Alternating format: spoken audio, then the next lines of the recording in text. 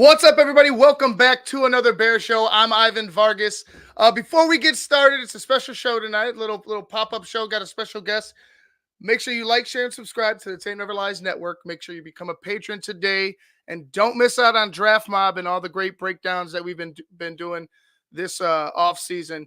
Check it out, www.thetapeneverlies.com. What's up, everybody in the chat? We got Scottish in here. We got the Lunatic. The Lunatic, what do you got? The Eclipse was the greatest thing I've ever seen. It even eclipses Jordan. Are you still drunk from the other night, Lunatic? I mean, I know you held yourself a time. I got a beer here too, but Jordan, I don't think so. But we got patron Steve here. What's up, Steve? How are you? We got James. It's Ivan time. All right, I like it. I like it. What's up, Cuthbert? Always in the building. Dougie, what's going on, brother? Hope you're all right. What's up, Daniel Berry Sports? What's up, everybody? Bullets, what's going on? We got a great show for you guys. Everybody, I appreciate all the love. Let's go ahead and bring out our guest. You know him, you love him. He's the smartest man on this network and beyond. Shayne Marsaw, what's up, dude? Yo, what's happening? I thought Bullets was going to come into the chat and tell everybody to be on the lookout for the eclipse coming up. Yeah. You know, he is with his news. I'll leave my guy Bullets alone, but you know how Bullets is. We love you, we appreciate you, but a little faster next time, Bullet. A little faster. But anyway, dude, just wanted to pop in and have some draft talk. I know we were talking last night. We got a little bit of news of one of our favorite guys. Yeah. That's probably not going to be a Bear. That's right. For sure. But we'll get to that in a second. It's been like kind of a slow new Bear news time right now. It's kind of like this dead period. Yeah. From the news of Justin up until the draft, and then obviously with the top 30 meetings going on, just kind of a slow time. So I know we've been trying to keep you guys entertained with all of the breakdowns and everything like that. But other than the obvious. At 9, we were having this discussion about what the Bears can do and how the Bears can come into this season with another level of expectation. And I just want you to go ahead and talk about that a little bit before I go ahead and steal your thunder. Yeah, I brought it up with you and Phil, and I was talking to Cars and Ryan Cox about it privately also.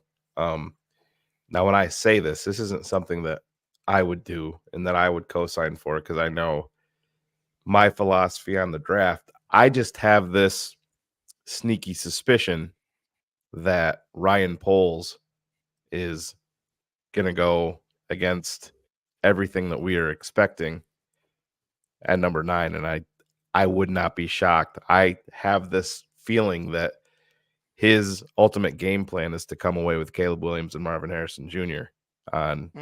In round 1 in a move up. You see the Chargers coming out and talking about how their entire philosophy on team building is going to be based around the offensive line. And everybody keeps on saying they need a wide receiver at 5. Ivan, I don't know if you feel different. I don't see them going wide receiver there when a guy like Joe Alt, or they can drop back a little bit and you can get into, Fashanu or Fuaga or Fatano and all of these guys that are available. And I think that there could be a deal made there. They've done it already with Keenan Allen. Who says that the groundwork hasn't already been laid during that process? It's about a 350-point makeup. So you'd be talking about essentially that Carolina pick next year. But you said the same thing that I did. If he did that, man, that's him pulling his nuts out, putting them on the table and say, let's go fucking dance. I got my quarterback. I got my franchise caliber wide receiver moving forward, along with DJ Moore and Keenan Allen. It's times are a changing here in Chicago, Ivan, and I don't know if you're feeling it or if you feel that way at all, but I guess I'll let you talk about it. Well, I think everything just seems to be tying in perfectly, right? And I'm talking about, on the horizon for the Bears and in the present. So present wise, obviously the biggest Yeah. was Caleb Williams, Yep. number one. Then we have the number 9 pick, obviously. But even outside of that, the expectations of the team in the future, the draft picks that we have next season, the stadium talk, all of that just it makes me believe what we were just discussing. Ryan Poles wanting to drop his nuts, say, "Hey, we're the Chicago Bears, and here we are," and going out and getting a guy like Marvin Harris Jr. Even though I haven't been an advocate for trading up or even taking a wide receiver there. But if you were to trade up and say, we're going to get the best projected overall guy, number one and number one of quarterback and wide receiver, you're making a statement to the league. And, I even mentioned it. There's no way you can avoid hard knocks or the spotlight at that point. And I think that's something that the Chicago Bears need. I think as a franchise, Hey, you're not going up to ask Blanche Devereaux to dance. You're going up and saying, Halle Berry, get out here. Let's fucking do this. right, You know what right, I mean? and smacking her on the ass yeah, as she goes yeah, out there. So it's exactly. it's a big move to do it.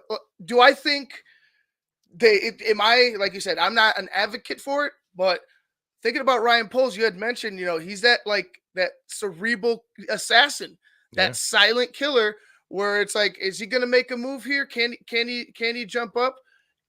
If it's available, right? If it doesn't hurt them or he doesn't see it as hurting them to move up to, let's say the Chargers, I know they're talking about offensive line, but let's say they want to move down, say, hey, we're gonna try to accumulate some draft capital back as well.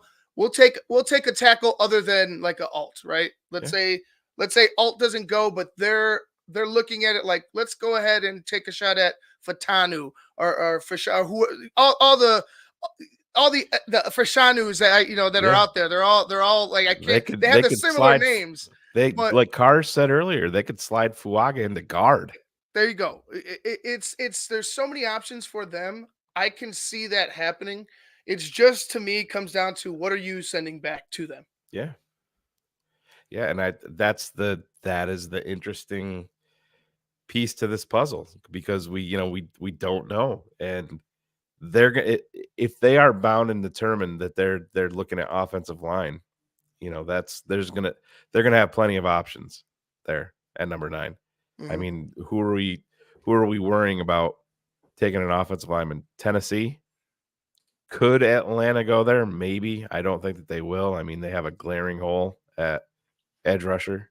Mhm. Are the Giants going to go there again? I would say no. They're probably hoping for a quarterback and would go wide receiver if there's no quarterback there. It's just going to be, it's going to be interesting to see how this goes. And again, I would not co-sign it myself, but I just have this gut feeling that Ryan Poles. How could you not be excited as a Bears fan?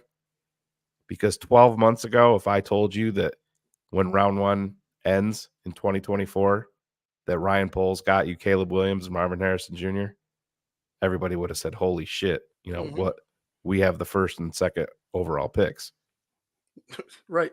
Yeah, It, it's it's crazy, and just luck has been a huge factor in it. Like we mentioned before, Shane, we talked about it, and we've when it happened with that game against in Houston yeah, to beat, what was it, the Colts, I believe, to beat the yeah. Colts to secure that number 1 pick for the Bears. We were losing our minds, It Ivan. You was and I were insane. live. Yeah, It was the most improbable thing, yeah. and it just seems like there's just There been was only one person in the green room crying that day, right. and it wasn't us. It wasn't us. No, it was not us. But like these improbable things that keep happening to the Bears, like, okay, we trade with Carolina, we get the number 1 overall pick. You know what I'm saying? After getting the number 1 overall pick, and then to have the best opportunity to correct Yeah, your quarterback position that has not been corrected in over 50, 60 years. It's something that, for me as a Chicago Bears fan, I almost don't believe it's real. Like, I'm still thinking like, man, don't fuck this up. But I feel like Ryan Poles has shown us enough to where he's a guy that, yeah, he'll make a mistake, but he's able to correct it. But the biggest thing is he's not going to gamble. He's not Right. some riverboat gambler. He's not going to risk it all for something that may be something that's real. He's going to do things the correct way. So I feel a little bit more confident. But moving on to, like, let's say what he does as far as free agents, that's yet to be seen, because if we're talking about him going in here and drafting two offensive players top 10, you know what I'm saying? You're Yeah. gonna there is that question of DN still.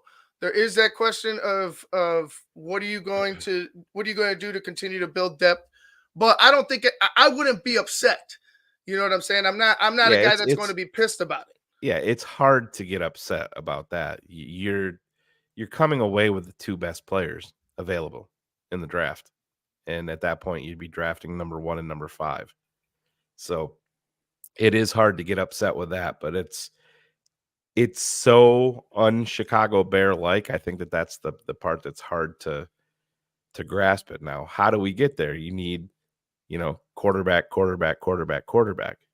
There's been a lot of scuttlebutt, and I talked about it with Courtney Cronin live on the TTNL airwaves last Wednesday. Tony Pauline here in New York said he thinks the first curveball, and he goes, and write this down right now, please. He thinks the first curveball comes at number 3 when New England bypasses Drake May and takes JJ McCarthy at number 3 because Elliott Wolf is in love with him. So then what happens? Then Drake May is available at number 4. Minnesota, I mean, you're sitting there with 11 and 23. If you're Arizona, that's very, very enticing. You need a pass rusher. You need another wideout. Could you use an offensive lineman? Yeah. You want to give me 11 and 23 and a sweetener potentially for me to come up to number 4? Well, so let's just say that they consummate that trade. Now at 4, Drake May goes. And then you're looking at the Chargers on the clock. It's where it gets interesting, man, because in my world, if the Chargers stick, I don't think Marvin Harrison's going there either. Mm-hmm. I think that they would take Joe Alt if they're sticking. And then the Giants, maybe they trade down. I wouldn't think that they would. I think they would probably sprint to the podium to take Marvin Harrison. I mean, it's New York. It's a big market. You get your quarterback that you just grotesquely overpaid for, a weapon to play out with that. But I don't think it's improbable. I really don't. I don't think it's improbable. Yeah, I like I said, it's the perfect opportunity to do so because of, honestly, well, obviously the hype over Caleb Williams, and Yeah. you know, I call it hype, but what I believe to be real and other people is different. So we'll call it hype. The hype around him and the hype around Marvin Harrison Jr. has been so, like, massive, right? Like, there's still people Yeah. that think we should be drafting Marvin Harrison Jr.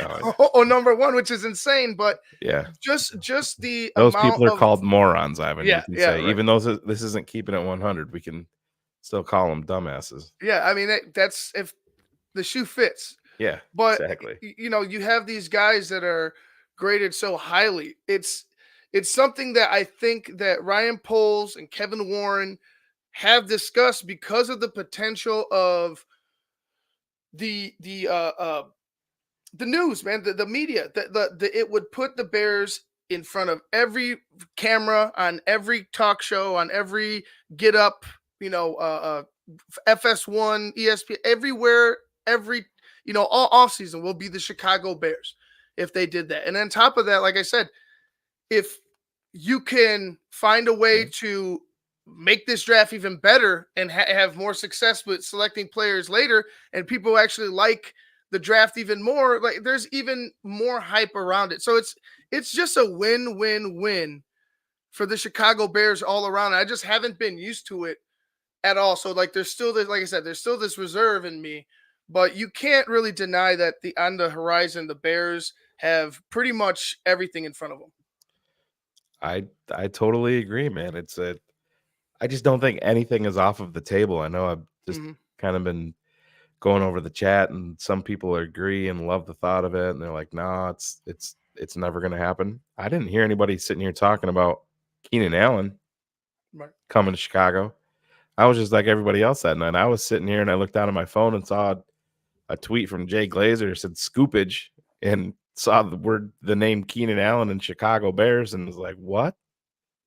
But that's how the NFL works. That's how the NFL draft game works.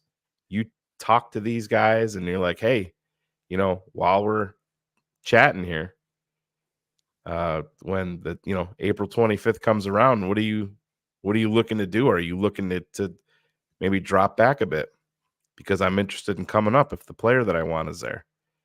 Those talks have, I don't want to say the deals have not been consummated, but they've definitely been talked about. You can lay the groundwork for a deal like that. And like I said, I just know the way that I am, and I think that there's a lot of talent available at number 9, even if you just stick, and even if everything goes left, you know what I mean? Hmm. The way that you don't expect it, you're still going to come away at number 9 with a viable um, top flight talent, even by sticking. But Right. to your point, man, this is Chicago. It's the third largest market, the third largest media market. It's time to start acting like it.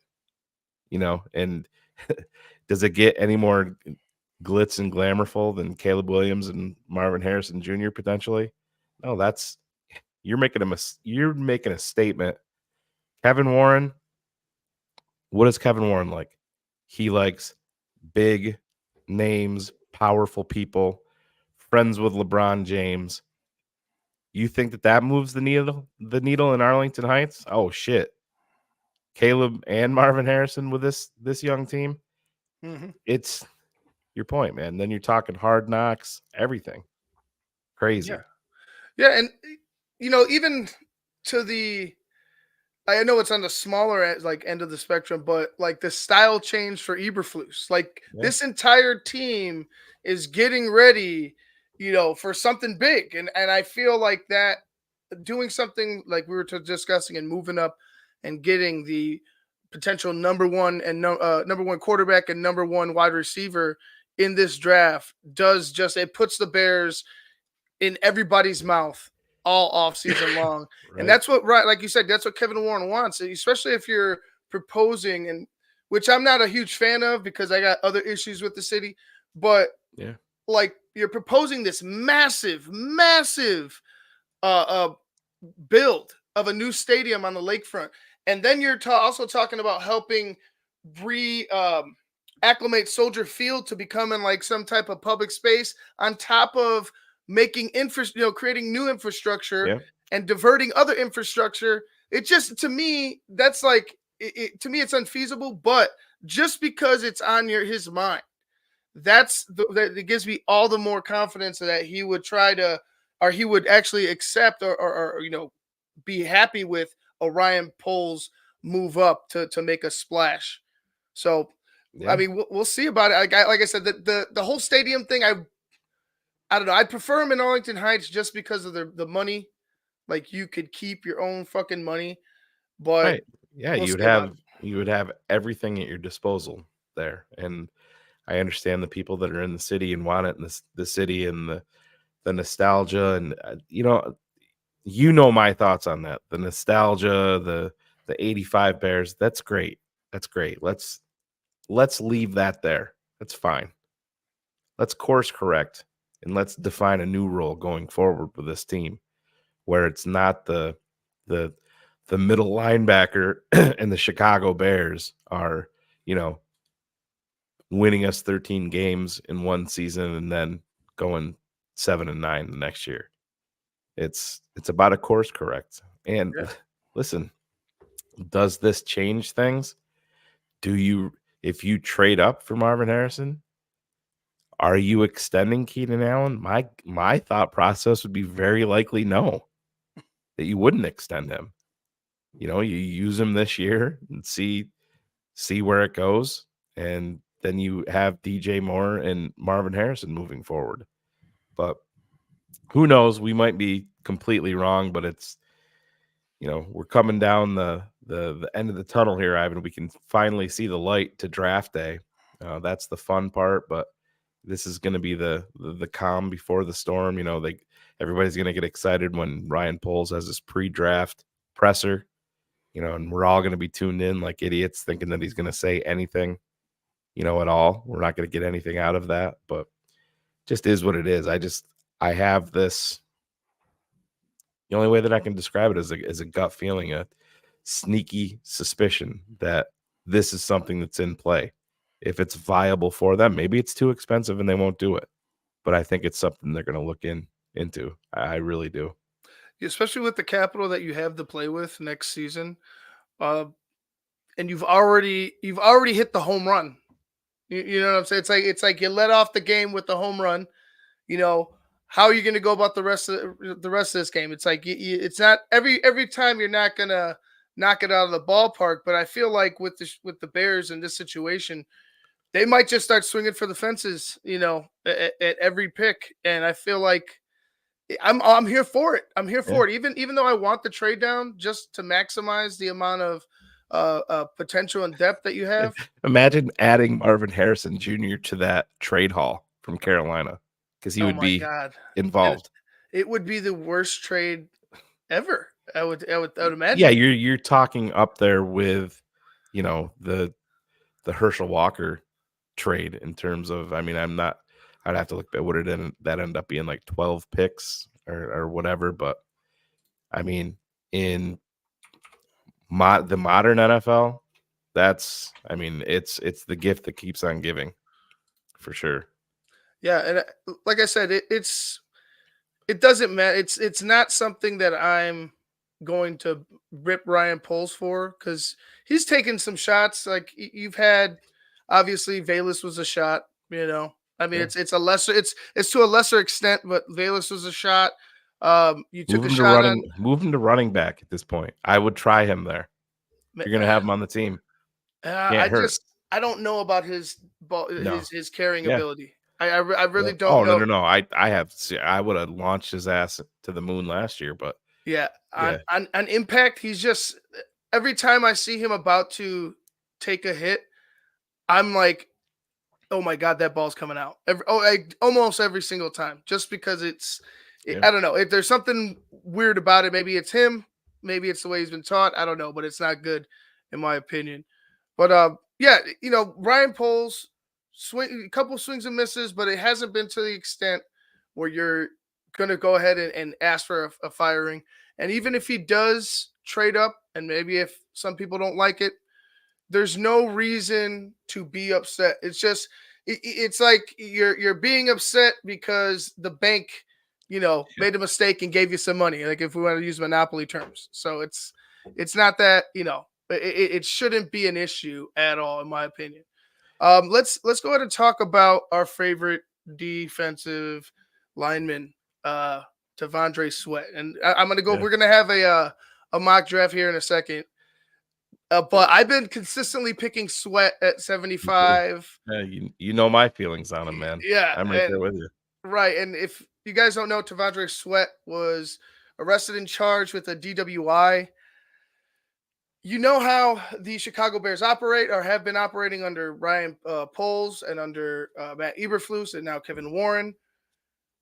I don't think T'Vondre Sweat is an option anymore at 75 or at all in this draft.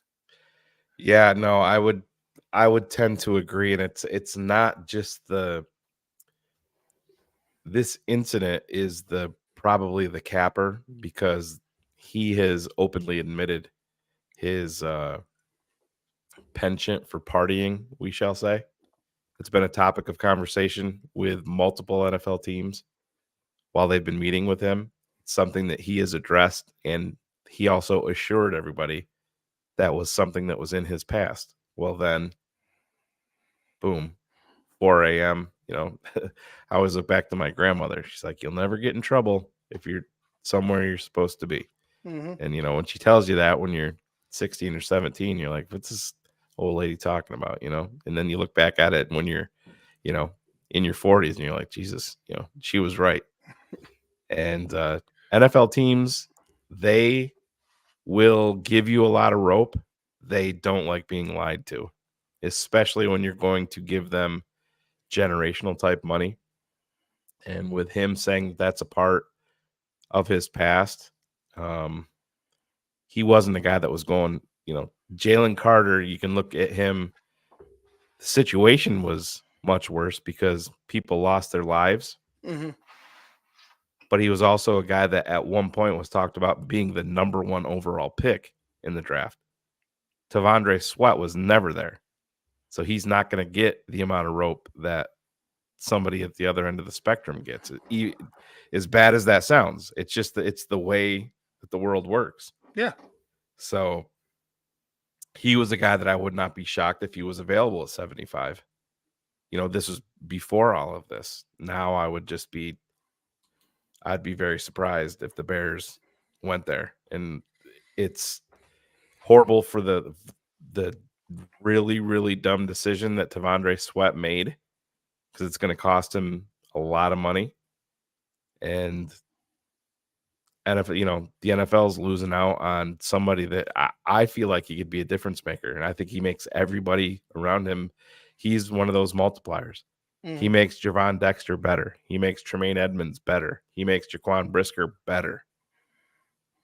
I just don't think that they would go there now. I totally agree with your sentiment on that. Yeah, it's just the way that they've been operating, the way that they've stood strong with their their outline for success here in Chicago.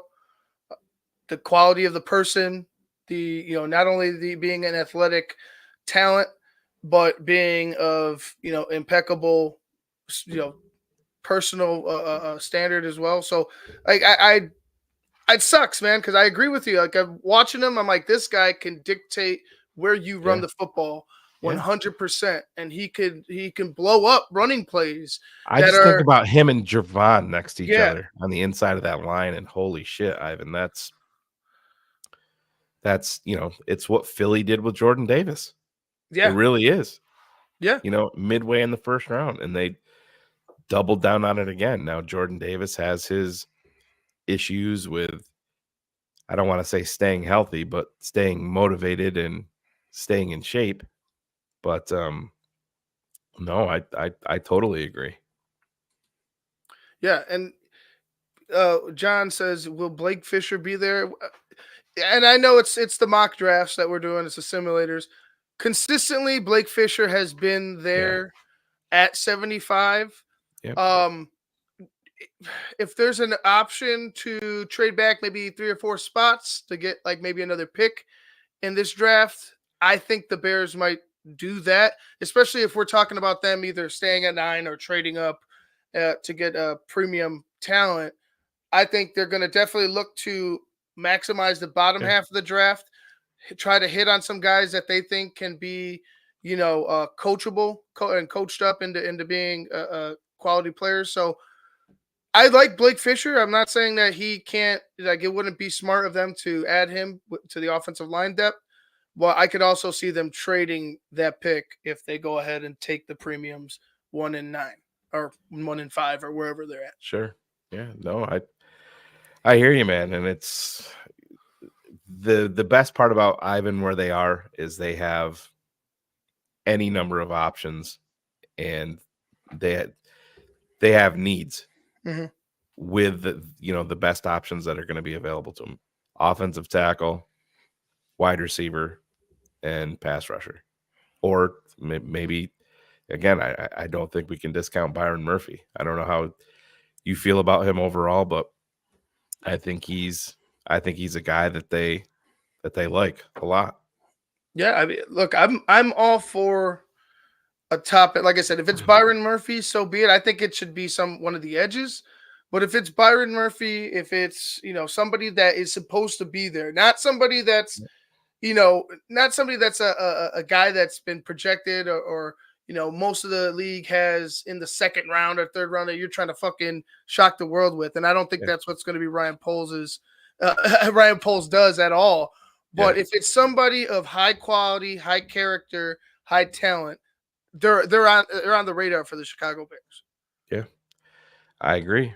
I totally agree. And I don't think this is going to be one of those things either, back in the Jerry Angelo and the Ryan Pace years when you're, sitting in round 2 with a decent pick and you're like Adam Shaheen, you know, Russell Davis.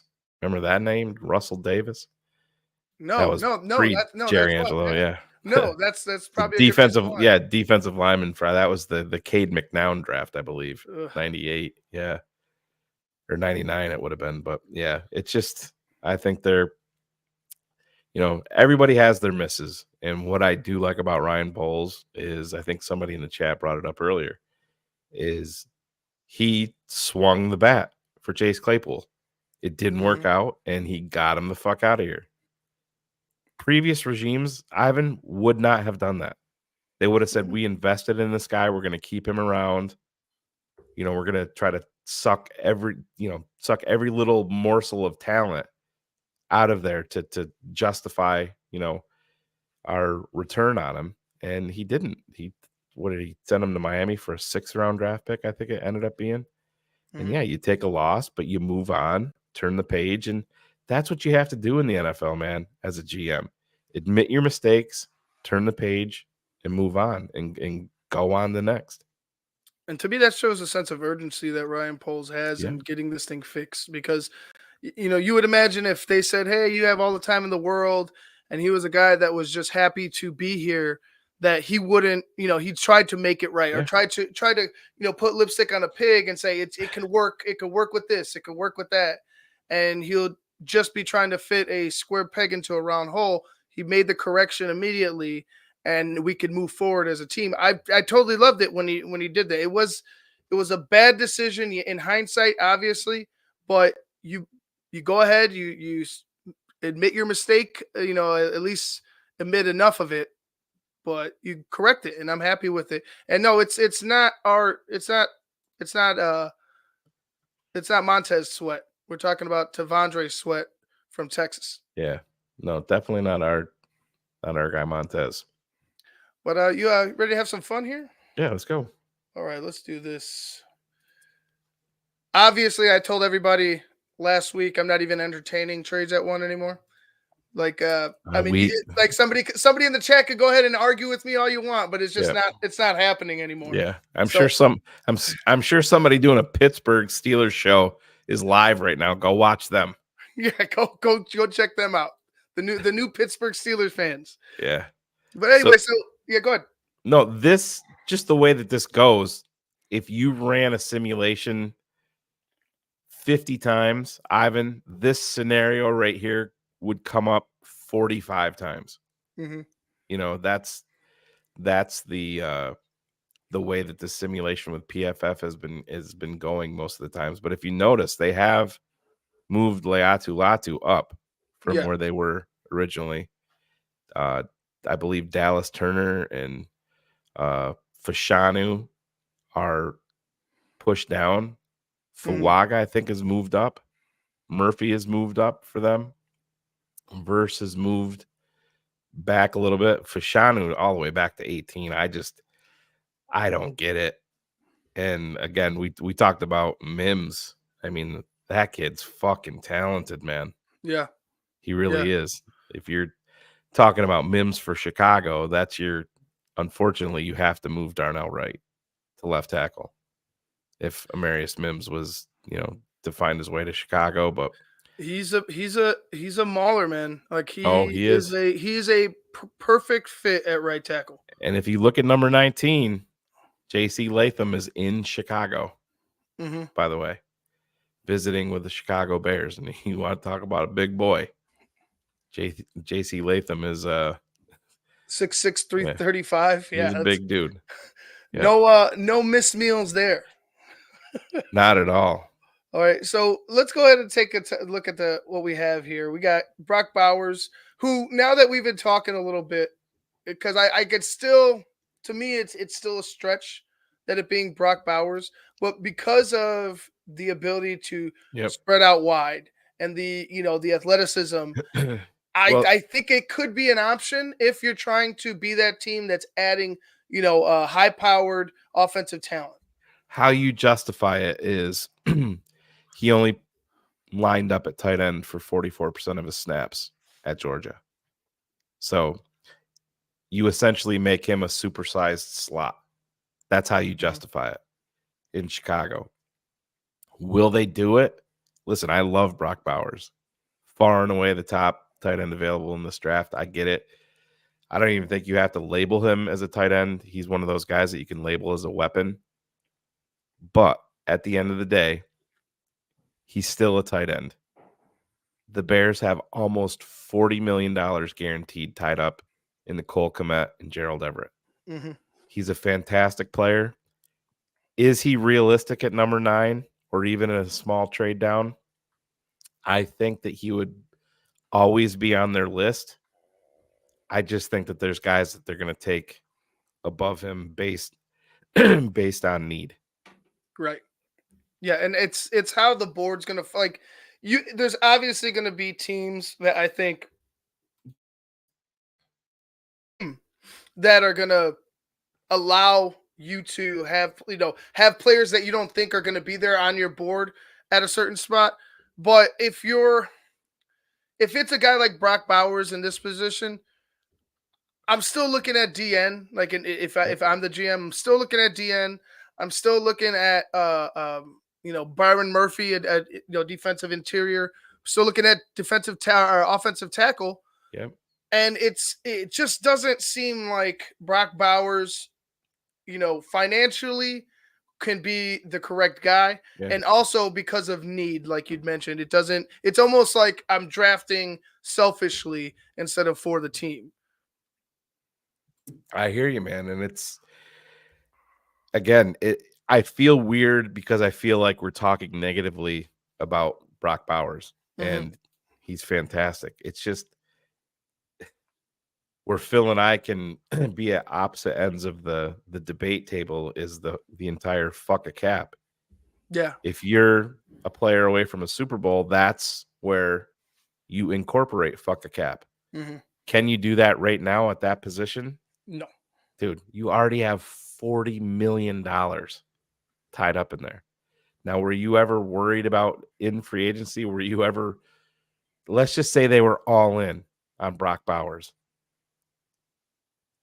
My thought process is that they probably would have never signed Gerald Everett in free agency. They would have just rolled the dice. I mean, I never bought into the hype that people that had him and, going top 5, a lot of people connected him to the Chargers early on. And it's like, I don't know. People just put that out there, and it never made too much sense to me. I would have never drafted the kid in Atlanta up there when they did it. But fantastic player. I think a lot of things would have to go wrong on the board for Chicago after I think it would also have to involve a trade down for him to be widely considered a first round pick for the Bears. Right. It would have to be something where the Bears accumulate an extra pick and Brock Bowers falls or something like that. But right now, as it sits, I see at 9, obviously Latu, Turner, Verse. If I'm going to say here at 9 and there's not going to be a trade down, obviously I have Verse, you like Turner. We both like Latu. Yeah. Is DN with the medicals? Can't do it, man. Right. I saw Cars having a debate with a guy on Twitter today about it, and the guy's like, "Well, you're playing defensive end. You're not going to be using your neck much." I'm like, "I don't know what the fuck you're talking about," but I mean, what kind of football you've been playing? Right. It's not a fucking weeble wobble out there, bro. It's kind of important, and maybe he's healthy for year 1, year 2, year 3. This is a top 10 pick potentially. This is a guy that you are hoping and praying he gets to his second contract. Fantastic talent. I just know me. I couldn't do it. Now, like, I like Jared Verse.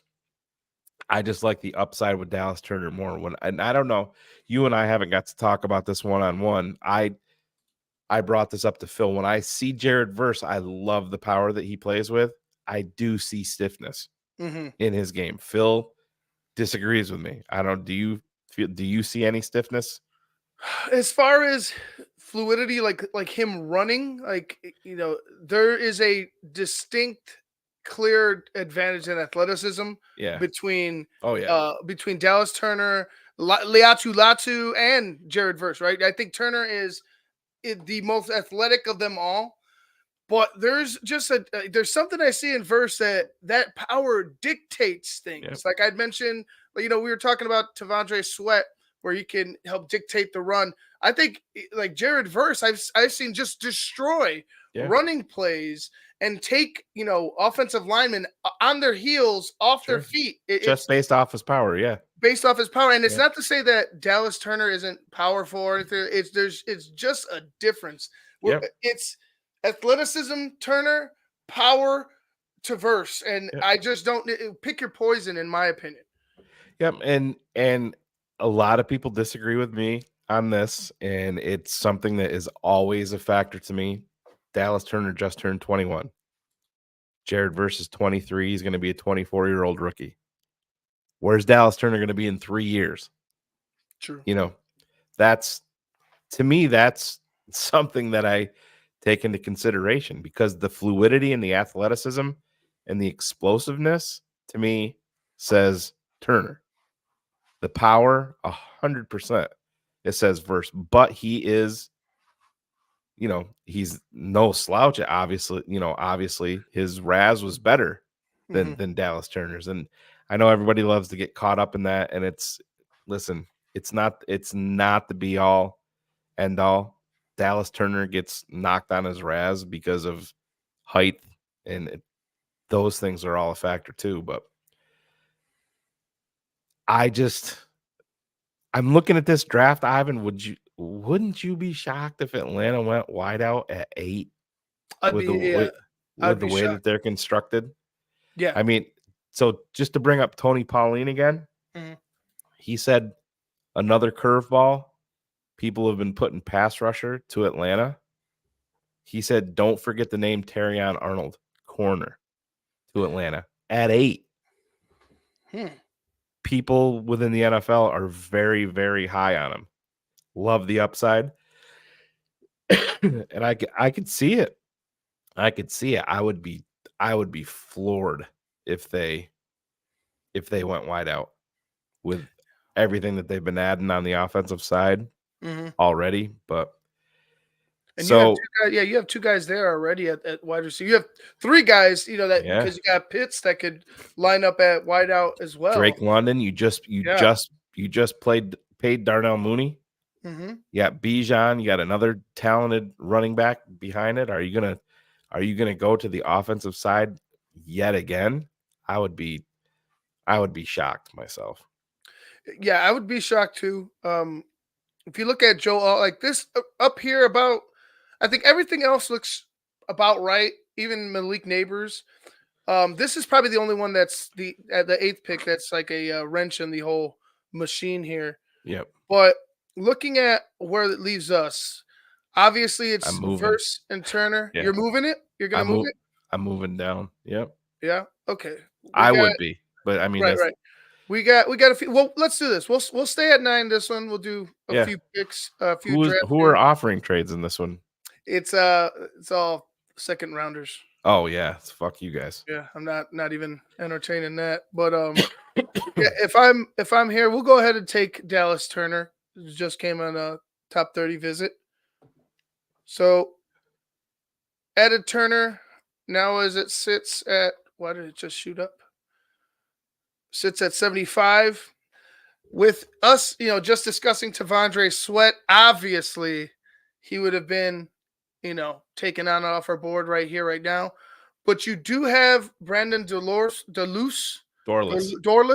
Okay. I was calling him Dolores the other day. It's just Dorlus. Okay. Brandon Dorlus, who's obviously is, a solid defensive tackle. So you can go ahead and still go the defensive route. It just won't be the guy that we wanted at least. Maybe somebody Yeah. else wanted some, Delors or Deleuze, but What do they have? So if you sort it by offensive lineman, what are we looking at? tackles or interior. Well, you can do both. Actually, yeah. Let me. Yeah, that's right. There we No, go. the tackles fall off. So now for me, I think I like Van Pran. Mm-hmm. I'm not as high, and Jackson Powers Johnson is also on a 30 visit in Chicago, by the way. Mm-hmm. I'm not as high on him as a lot of people are. I know there was people out there that were pounding the table for him at number 9 at one point, Jackson Powers Johnson, and Ivan, I'll let you speak on it. I worry about this kid's snaps, man. They are wildly inconsistent. Yeah, everything else like seems like I did show some tape where his heart came into play, but when we talk about having clean snaps and the frustration that we've had in these past few Yep. years, obviously with Whitehair, it doesn't give me reassurance that he'd be somebody that's going to be consistently delivering the ball to Caleb Williams. Yep. And I know he's coming in as a rookie right now, but you want somebody, at least you want to work with somebody that you could obviously make better on the fly, because I don't think they want to have uh like a Bates be their he's not their long-term answer. No, I don't think their long-term answer is on the roster right now. I really think that no. they're gonna But try I to think draft I someone. think Bates is better Yeah. than Lucas Patrick was when they brought him here. Well, yeah, Lucas Patrick was a huge disappointment. I still Yep. obviously we still gotta I still want to see Bates as a Bear, Yep. but the way that I think he's actually a little more established as a player than Lucas Patrick was, um, coming to Chicago. Yep. But yeah, it's I think there's going to be an upgrade already at center. But as we talk a long term answer to the center position, I don't think it's going to be Jackson Powers Johnson as I did previously. Right, just something scares me about not being able to consistently deliver the football where it needs to be. It's a worry. Yeah. So if you switch that, if you take out the offensive lineman and go to wide receiver, what are we looking at?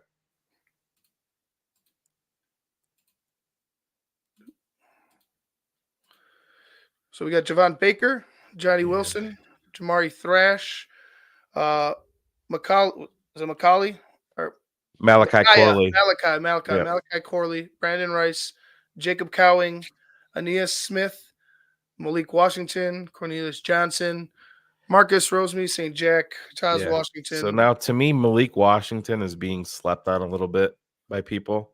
Yeah. Phil is higher on the but he's so small. That's Mm-hmm. the Mm-hmm. so I couldn't pull the trigger there. If you go Phil's a big fan of Wilson. Yeah. I am not there. I mean, the size, there's a lot of talk about people wanting to put him to tight end or whatever like that. It's just I get scared of those guys that Mm-hmm. My question is can he? How good of a run blocker is he? Because I've drafted Johnny Wilson a few times because I'm like, all right, I see the size. Obviously, I haven't looked at his tape right, as of yet. But me thinking, okay, the Bears are a team that they covet receivers that can block. Yep. 6'7", what is he? 240 something, 230 something. I mean, if you can't put your ass in front of somebody, Yeah. then I don't know what you're doing on the football field. So I would imagine a size playing a little bit of a factor, but it's still yet to be seen in my eyes. I think they want a guy to complement. If they do go Right. ahead and either trade down and draft defensive end or stay put and draft defense or tackle or just anybody outside of the wide receivers, they would want somebody that's going to complement Keenan Allen and complement DJ Moore. So Right. I'm looking for a bigger guy. So if you go to the edges, Ivan, if you're talking about Jared verse, I know we just went Dallas Turner. To in my world, I don't give a fuck. Mm-hmm. If there's another edge there, I want to be able to throw fastballs. How do you feel? Have you watched Braylon Trice? I have.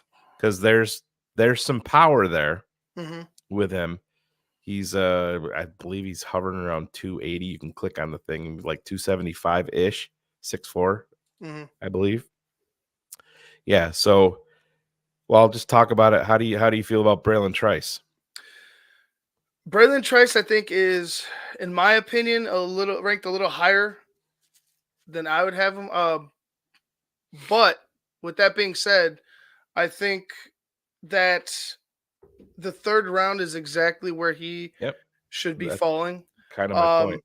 There's, like you said, there's power, but there's also like he has a tendency to over pursue. He also has a tendency to get thrown. Yep. There's certain things that he needs to work on as a player. But being in this offense, being around a guy like Montez Sweat, can that help him? And can he just focus on being his own player Well, and and don't growing in forget, his you own just right? drafted So, Dallas Turner, right, so he's not going to have a ton of pressure on him. right, You know, right out and the gate. it That's actually important. it makes it does something that I wanted the Bears to do from the jump, and that's make sure you solidify the other edge rusher, but Yep. also add another player waiting in the wings. I wanted them to sign a veteran pass rusher, Yep. draft a guy to wait in the Mike Dana wings. is the guy that I was pounding the table for. Yeah, Not a superhero, but a guy that's going to get you consistently 6 to 8 sacks right, every right. year. I would have had no problem with it. Yeah, and it's as of right now they didn't do that, but hell, if they were to pull something off like that, I wouldn't be mad at a Braylon Trice right here because of his potential, but it's not over. It's not jumping the gun on a talent. It's right where he needs to be. Yep. So, and he, yeah, I'm just looking at some of his. Where did I have that written down? I guess I can't find it right now, but I have no problem with them adding. And listen, and I hate bringing stuff like this up. I don't even like to put it out into the atmosphere. But what happens if Montez Sweat goes down for 6 weeks? I'm gonna be mad. Oh yeah, we're all gonna be pissed. Yeah. But it's a lot better to have Dallas Turner and Braylon Trice in there with Mm-hmm. with a third guy getting reps than just relying on Dallas Turner. And I mean, Dom Robinson, they're not going to cut. I don't think he makes the team coming out of camp Yeah. myself. But Walker is a guy that they're going to use in different spots. But the way that this kind of falls, I think even if you trade down here, Ivan, now that I see there's 3 trade offers, how Mm-hmm. far are we talking about going down? So we're at 75. We dropped down to 83, Yep. 95, and 164. So I guess my thought process would be my guess is if you don't take Braylon Trice here, he goes 76. He goes the very next pick. Would be my thought to Denver. Mm-hmm. Could you be talked into pulling the trigger on another edge rusher here at 75? Let me go ahead and see where the edge. Because my defensive tackle, and this is another one of my gut feelings, and he's not perfect, but if you go to the defensive line and you go down to Miami, he's going to be down there a little bit right there. Leonard Taylor, I think he is 100% the exact 3 tech that Flus wants in this scheme. He needs some work. I think he didn't live up to all of his hype, but again, he's not going to come in day one and have a ton thrown on his plate because Gervon Dexter has that role, and he's a lot's going to be expected of him. So I'm looking at Leonard Taylor at 122. Mm-hmm. But then again, then you're looking at quarterback, defense. So yeah, it's hard to justify Yeah, not no, I get it. taking an offensive. But again, if we're talking about winning a Super Bowl and we're talking about a relentless Yeah, pass rusher, we're talking about really going after. Let's be honest. If we're gonna see a Josh Allen, we're gonna see a Patrick Mahomes, yep, the guys that we're going to be, that we want to be in contention with. yep. We're gonna need a defensive line and a rotation of pass rushers You need that, it in that your are relentless. division, Ivan. You need Yeah, it in your division. yeah, hell, the division alone, Yeah, you'll need it. So, I honestly don't mind it. Do I think that they will go straight defense after taking Caleb Williams? I don't. Not, Yeah, no, not really. But here at 75, I do like the idea of a Dolores, or it's not a Dolores, of a Trice, excuse me. yep. Um, Wide receiver, I don't I know. could. I couldn't do it. I like Baker, Yeah. Javon Baker from UCF as a Mhm. guy. Corley, he's super raw. Um, Yeah. former running back. I Mhm. I do like his game. He's essentially telling everybody in the pre-draft process he's the next Debo. And I don't know if I love him even. I love confidence, but I'm not sure if that's confidence or just stupidity. Mhm. Kind of where I'm at with that. But there's wide receivers that I like later. Like, can Brendan Rice be there at 122? I think he can be.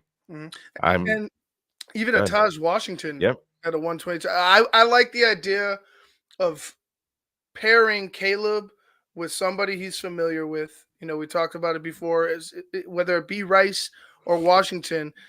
Even just having somebody in the building that you're cool, that Yep. Yeah. is your guy or it's been your guy.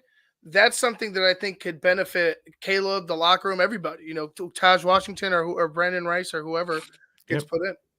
Yeah. I mean, they were. If you look back to Houston last year, C.J. Stroud worked all offseason with Tank Dell Hmm. and was pounding the table for him on draft day. It worked out. Um, Yep. just the way that this has fallen, there's not. I could be talked into Van Pran if I had to, Hmm. but I know me and I know the way that I would build the team. I would just be like, yeah, I got to take Braylon Trice at 75 and add another piece to that defensive line. Okay. All But right. Well, let's see. We'll do your draft first, Shane. So we're gonna yeah, do this. We'll get Braylon Trice. We'll do Braylon Trice at 75. Spencer Radler went to the Broncos right after that. yeah, I I don't know think how I feel about Spencer Radler. not. I'm glad we got our guy at number one. I'll just say that. Yeah. Okay, so 122, our last pick of the draft. So speaking of 122, that guy right there, 122. The way that if this was real life, it's a no doubt you sprint to the podium. There's not a chance in hell Cam Hart is going to be available at 122. He is going to go a lot higher than anybody thinks on draft day. Mark that down, etch it in stone. Think it'll be a second round pick? Yes. All fucking day long for a team. If not very, very, very early third. But yes, second Mhm. rounder. He's always falling on Right. the simulator, and he's an excellent football. There's actually some Notre Dame players that I really like in this draft. Shocking. Yeah, it is. Yeah, yeah, I like Cam Hart too. Like, Yeah, in the drafts that we've been doing here, Cam Hart has been a guy. Your guy on the edge, Leonard Taylor, has been a guy that we've been picking down here, especially when we do trades and we've accumulated, and we'll do some here in a little bit. But those are guys that I feel like, man, no doubt. Oh, he's there. Boom. Like, I don't need to look at anybody else because I know what he'll bring to the table or the potential he brings to the table. And you talked about Flus. He's mentioned before. You can't get enough cornerbacks. yeah. You can't have enough. And with Cam being the size that he is, and you look at a guy like who's our guy that we drafted last year? The what guy? Stevenson. Stevenson. Oh, yeah. You Tyreek. know what I'm saying? Yeah, you kind of draft a little. They draft similarly, right? Like they draft guys that can complement, other guys. I just feel like he would be a perfect fit in this defense Yeah. for Eberflus. Crane, I'm not sure what I've been tricked by. I mean, that's edge rushers are all falling in that 250, 260 range. Welcome to the NFL in 2024. That's who they are. I think Washington had him listed at one point up in like the 270 range, but he showed up to the NFL combine and dropped a ton of weight because he wanted to run fast. So he played. I don't know what I got tricked by. So he got in shape for the combine. Yeah, but And I mean, if it were something else, they would have picked up on medicals. You know what I'm saying? Like yeah. if he was over there doing a bunch of blow for like 10 months Yeah. or like however many He months. didn't play at Like, he didn't play at 245 at Washington. I'll tell you that. Yeah, that's what I'm saying. Like I think the shock of him getting down to that weight might scare people, but Yeah. if he did it healthy enough and he wasn't, doing anything crazy or putting drugs into his body or some shit like that, Yep. then hey, I'm all for it. So right here at 122, I like it as well. I'm gonna go with Cam Hart because he's available. If Cam Hart wasn't there, who would you? I'd be looking at wide. I would be asking you to put up wide receiver, and I'd be looking at interior offensive line again to see if Van Pran is still available. I didn't notice if he went off the board. Van Pran is off the board. Yep, so he's gone. Yeah, So these are offensive linemen. Yeah. So Norzad is a guy that the Bears have been poking around. The kid from Penn State. Mm-hmm. But he's somebody that's going to be going later. But can you do the wide receivers just one more time? Yep.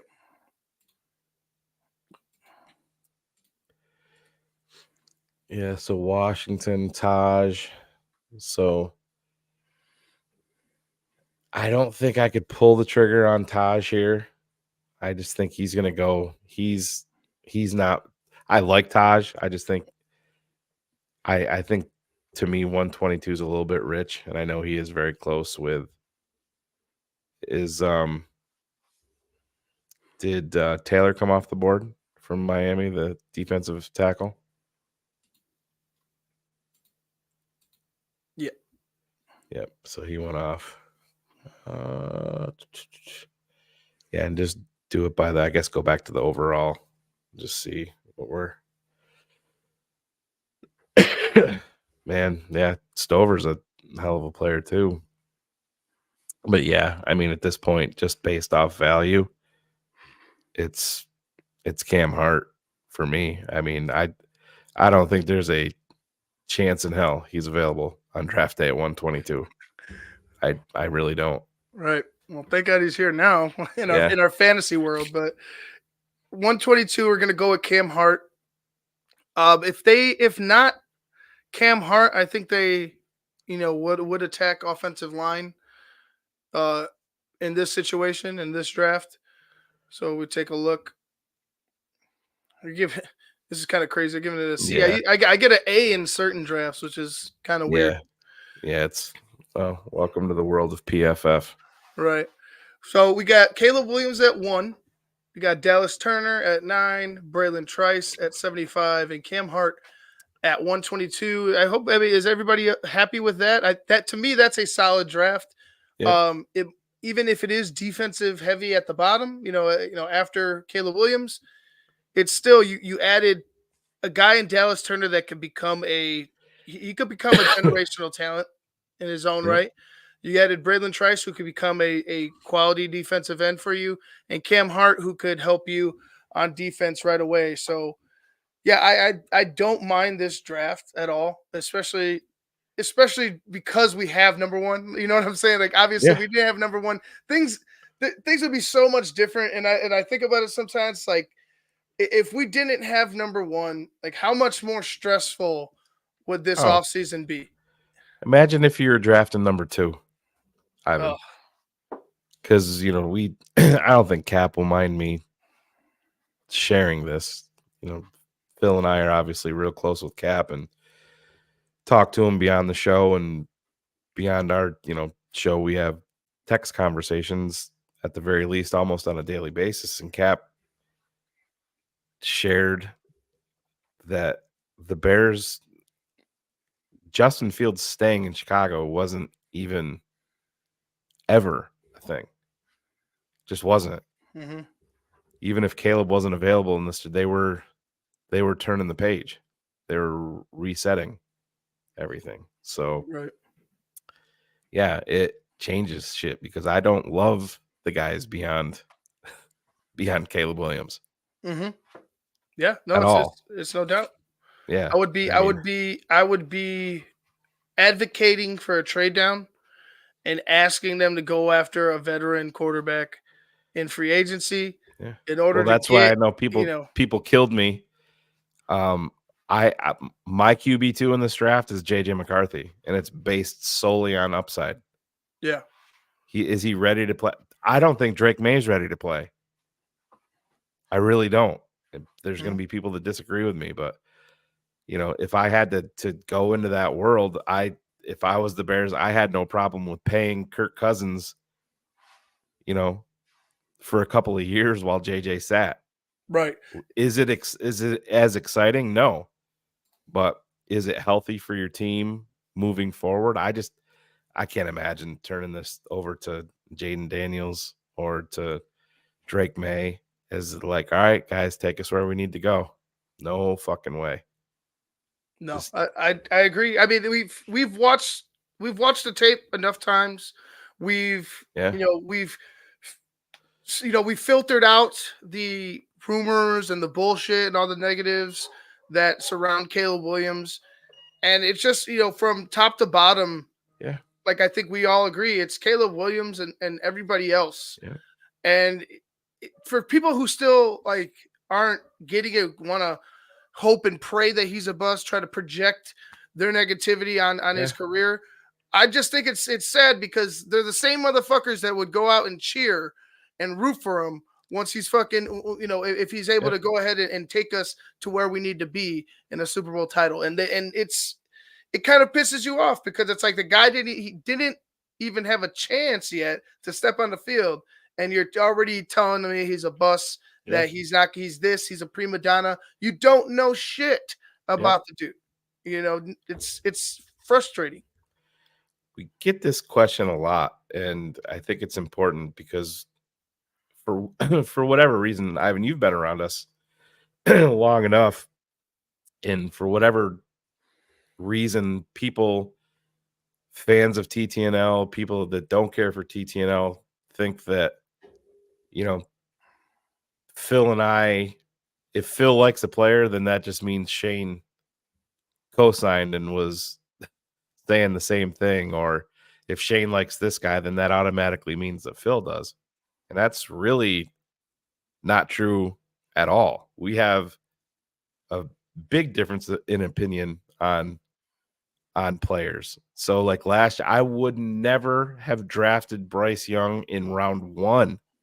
And I was on the record as saying that. Phil loved him, and that's Mhm. fine. His story has not been written yet. We talk about the midget quarterback. Yeah. But CJ Stroud was far and away my QB1 last year. But at that point, I would have never moved off of Justin, and I could, because I knew that they were going to be trading down. You know what I mean? Hmm. Don't forget, if you have CJ Stroud, you don't have DJ Moore. You don't have the number 1 pick this year. You don't have the second round pick next year. You don't have, everything that you acquired. So looking back on it, yeah, you want to have the franchise type quarterback, but all things considered, I have Caleb Williams ranked higher than I did CJ Stroud. Hmm. If we're just comparing them, apples to apples. So that's how, I mean, I don't know if you've dove into that. Is that kind of where you were, Ivan?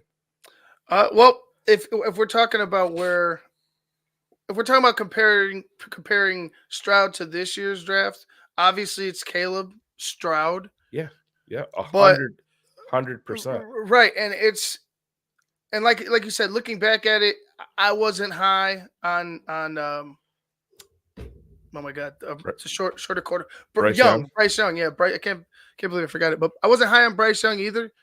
Um, CJ Stroud, I can tell you truthfully, I wasn't high on as Yep. as well, but he was able to go ahead and prove something in his first year that obviously we all missed. I think that with a team, Caleb Williams can be even better, and the team that they're Yep. putting together on the Chicago Bears. Let's say in college, let's just say match their college seasons. Let's say this year, Caleb Williams, and last year or the year before, C.J. Stroud. I'd still pick Caleb Williams. Yep. So C.J. Stroud, awesome that he had a great first year. Um, will I regret not picking him over having this opportunity? No. No, no, I agree, and that's, I mean, if you want to just rewind and take CJ Stroud, like you said, you have to give away all of your assets that came along with that trade down Mm-hmm. for CJ. Yeah, you'd have your quarterback position answered, but then there's a lot of other ancillary factors along the way that, no DJ Moore here, being a big part of it. So no, it's a interesting debate, but like I said, I just wanted to bring that up because for whatever reason, Phil and I get tied into thinking that we're sharing the same brain and we don't debate players when we do all the time. Mm-hmm. All the time. Like Brian Thomas Jr. is my fourth wide receiver and Lad McConkey is Phil's. And that's we debate players all the time, man. Yeah. You don't want consensus. You really don't. That consensus to me is scary. That's Yeah. when you draft Mitch Trubisky. Yeah, man. It's in to have these disagreements. It's just something natural. It's what you've like. Honestly, like being a sports fan, it's what you've Yeah. done your entire Yeah. sports fandom career. Like you're always going back and forth with people. But that just to me brings the best debates and makes you or allows us and our fans on top of that to really think and have different perspectives and try to dive Yep. deeper into some of these topics in order to find out, find the truth. And that's what we do here. So I encourage Discord. So like, let's have it. Let's start this draft. Like I said, Caleb Williams. I don't want to hear it. Let's look at how Wow. they picked. So we got Drake May at 2. We got Daniels at 3. Harrison Jr. at 4. Dallas Turner at 5. Roma Dunze at 6. Joe Alt at 7. Brock Bowers at 8. And here we sit at 9. Malik Neighbors. Yeah, so you're you filling out the fucking card and saying, "Holy shit, I got wide receiver 2 at number 9." Yeah. We'll go ahead and grab. Well, let's see what the trades are. You got. Well, could you force Minnesota's hand and say, "Yeah, you want to give me 11 and 23, then we can talk," Let's check it out. which they never would, but yeah, they would never. I mean, Yeah, I I mean understand. percentage. I'm sure. I'll tell you this. I did a draft before Yeah. where I did that and they accepted with a 0% trade offer. But I won't do it here just because I Yeah. want to stay kind of But I consistent. mean, Ivan, if that worked out, Malik Neighbors was on the board at number 9. I don't think that the Bears are trading down. I think that they're drafting Malik Neighbors and saying, let's go. Yeah, no, I agree. And I think it'll take. I think it'll take 11 and 23 plus maybe a kicker for them to do it, just because they're doing it within the division. Yep.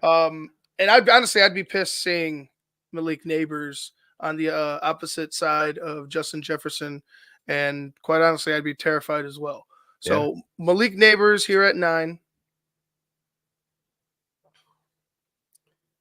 So now you're automatically going to the defense. I would think. So Trice just went a pick before. Austin Booker, Gabriel Murphy, guys in that this range, Yep. but nobody that I'm really Nope. I high agree. on. So wide receiver, still got, you know, your pick at wide receiver. Yep. I I know I wouldn't go another one here. I'd be looking more at 122 in this Mhm. scenario. I Yeah. mean, I think you probably clearly have to look at offensive tackle, interior offensive line, and defensive tackle because there is some defensive tackles that I like. So Sweat's there. We talked about Sweat. Yeah, Um, do I hope there's a chance? Yeah, I do. I really, really do. But my gut and Shayne, I'm sure you're on the same boat.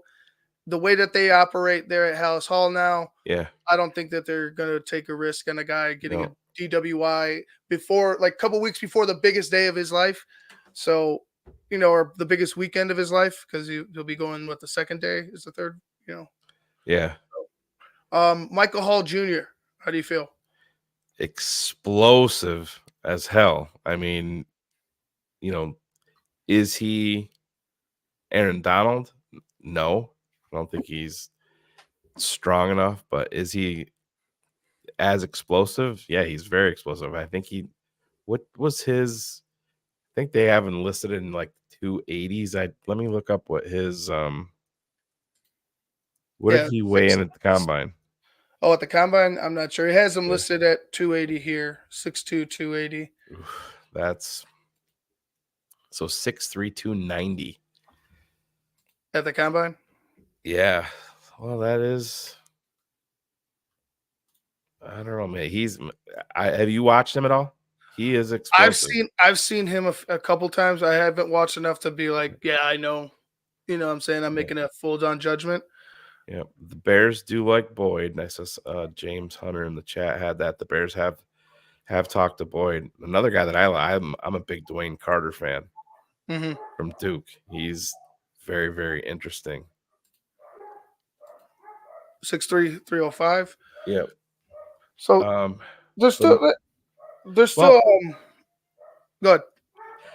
what I was gonna say is at well, what is Michael Hall is very, very young, I believe, right? Is he just barely, like, literally just turned 21? Oh, he's still 20, 20. yeah, 20 point. So I guess the way that you have to look at this with his explosion and getting him in an NFL season. So he already at the combine, he's already put on 10 pounds. And what was he? Did he? Yeah. I mean, I don't know. You just want to see how he's going to grow into his body, and you want to Mm-hmm. make sure that he can keep that explosiveness. Um, but the Bears seem to be height, weight, speed guys on the defensive line. And I think he's got the speed part, doesn't have the height part, doesn't have the weight part for inside. Mm-hmm. But you could do some things with him and Dexter on the inside, that's for sure. But I don't know. This is your draft, so what are you thinking? For me, I like the idea of going receiver here Yep. again. Um, just a simple fact that now you're showing, like, now it's, we went defense last draft, but this would be me or me in the brain of Ryan Poles thinking, hey, Yep.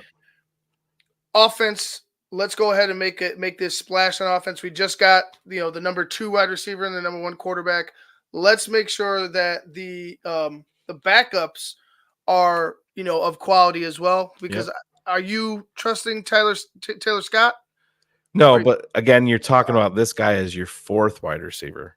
Because don't forget about oh Keenan yeah, Allen. yes, that's right. Because Keenan Allen. Yeah. Um, So I mean well, that that changes things. And I yeah. would look at offensive line, interior, just to see who's available. That's just Let me me see. Let's look over at. analyzing. Yeah. You So got Van Pran there. Would you? Let's see if we could trade down, because I wouldn't mind trading down and No, landing Van Pran. no, me either. Just how far? So we're So 85. That'd be 10 picks, and then you got 89. That'd be 14 picks. Um, I mean, obviously, I'd want to go with the lesser. So I'd say Cleveland plus 156. yeah, so that's at the end of the fourth. Could you get their fourth in 2025? Yeah. So Actually, could you take out the fourth and put in a third in 2025? If you take out both fourths, I mean, you know what I take mean, up the 156. no. Oh, so they won't even consider that. Yeah. All right. So yeah. So the 2 4s, and the way that you have to look at that, Ivan, for you to drop down 2 spots, you're getting 2 extra pieces of the pie, and if Van Pran is there, you're getting your starting center moving forward. I Right. mean, and there's no pressure on him. Yeah, because he's not. They could just. And I wonder if he has ability to slide over to guard and stuff like that. I'm sure. Yeah, I'm sure. I don't see Yeah. that so much. Maybe in a pinch, but I mean, you have Shelton and Bates. Bates can Hmm. play all 3 interior spots, Right. I was and just then saying. I was just more or less thinking because those are the type of players yeah, that pulls targets. The guys that can yeah. that can do multiple things. Now, did you just sort? Is it just? Did you do the offensive tackles too? Just to look at it. So we Ooh, got Fisher there. I think that would be my dude. 75. I'm all about it. Yeah. I mean, that's the thing. You may, so Van Pran, oh man, Cole Bishop. Yeesh. That's, did Van Pran go? I wasn't paying attention Oh when yeah, they, yeah. I'm pretty sure he's gone. Yeah. yeah, BB. I mean, I'm a Zinter fan too from Michigan. With Drake Nugent, you got a center there. Yeah, no, I'm higher on Zinter, the guard from Michigan, than I am on Nugent for Michigan. And Cooper Beebe to me he's Cody Whitehair. Hmm. I mean, Um, young Cody Whitehair. oh yeah, not old Cody, yeah, for sure. But again, you were talking about wide receiver. Do you want to look there? You can go again. I think defensive tackle would be in play again. But like I said, this is your Let's see. baby here. Defensive tackle. Okay, and I'll put them all. I'll put all 3 of them in Yeah. there. What's the trade? No. No. To be honest, it'd be Cam Hart again. Like Yeah. quite truthfully, it'd be Cam Hart. I've done enough of these drafts I with could be talked into Cole Bishop too. yeah, He's an animal. yeah. I would imagine them looking at safeties. I don't know if safeties with the signing of Byard, and they got they got what's the other guy, Lewis, that's the backup, and you have Brisker. I don't know if they want to go the safety route, but they also it's also later in the draft, and Yeah. you kind of want to go best player Right. And available at that point. I'll say this about Kevin Byard. I think he's one and done in Chicago. Yeah. I really do. I get them putting a priority on leadership because the oldest player in the secondary right now is everybody's 24 and younger. So I get them having a lead dog in there, a guy that's been around the block. But his play, and I know there was issues in Philly, but his play dropped off. So that's Mhm. something that I'm going to be looking at. But to me, I know our guy, Big Steve Edwards, is very high on Blake Fisher. He thinks he's a starting offensive tackle all day long in the NFL. And yeah, the C+ there, I don't even look at that shit, man. You got a tackle of the future, you got a starting wide receiver, starting quarterback, and Cam Hart's going to play. I mean, with how our defense is, yeah, Cam Hart will play. I truly believe it. you play that motherfucker at free safety. Let's be honest, I'm serious. Yeah, he's a talented dude, man, and like Shayne says, I wouldn't be surprised at all if he shot up, as drastically as we Oh talked yeah, about into the he second he, round. he ain't going to be available in round 4. Second round pick all day long. Yeah, NFL's very high on him. we're both NFL and us are both very high Yep. on Cam Hart. So let's do one more here. Yep. We'll have a trade down, or we'll have a well, it won't be a trade down at 1, like I said, but Right. we'll see if we could, kind of Look at that. Look at you do pulling something. Malik Neighbors twice. I know, right? So Too bad I'm gonna trade him. yeah. So let's just do some funky scenarios, right? Like for this last one. Let's say the Bears want to trade down. Do you think the Bears go past 15 No. with trading down? No, I don't. Hmm. If you're falling any farther than that, I'm demanding a first round draft pick back in Right. 2025 from anybody, especially if I'm at 9 and Malik Neighbors is there and somebody Mhm. wants to come up and take him.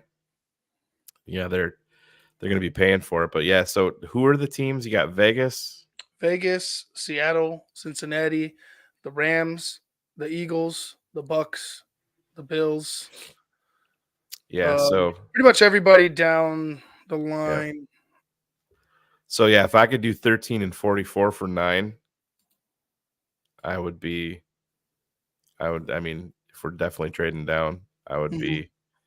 I think they'll do that, even though it's 34%. Well, they're not going to, but Mhm. Let's say I just throw in a 6th, or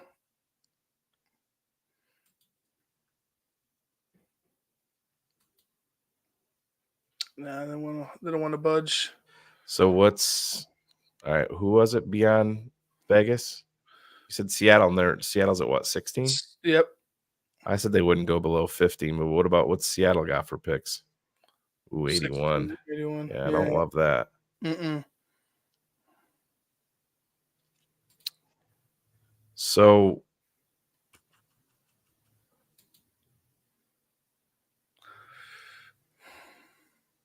all right, so let's get creative here. We'll go back to Vegas, Mm-hmm. and we'll do 14 or 13 and 44 and add in our 122. But we're going to so they're at 50% there. Actually, what if could you take out 122 and add in our third rounder next year and take back 77 from them this year? It would be yeah, it goes way down. Mhm. But so 13, 40. It would happen. It could Yeah. happen at 112, but yeah. Yeah. So try to take out the third rounder and then try to flip flop the 122 and 112. So then they're only dropping down. So we're actually moving up 10 spots in round 4. Let's check it out. It was accepted. Yeah. So Vegas is now on the clock at 9. They pick Malik Neighbors, followed by Fashanu, Quinion Mitchell, Brock Bowers, and here we sit. Yeah, man. I think Murphy's in play. I think Fatano would be in play for Chicago. Mm-hmm. I'm cutting a Fatanu tape like Yeah, and right now. I know Cars is a big fan of. Originally when I spoke on Fuaga, I was saying the name Fuaga, but in my head I was talking about Fatanu. Yeah. Fatanu to me is a fucking animal if you play him at offensive guard. Talking about Fuaga. I Yeah. don't love him at tackle. So Fuaga's not a true tackle. Kind of Yep. that Skaronski situation from Yep. last year. Uh, Fatanu, I think, is one, like, just from the tape that I've been cutting now, one hell of an athletic freak as an offensive lineman, can move.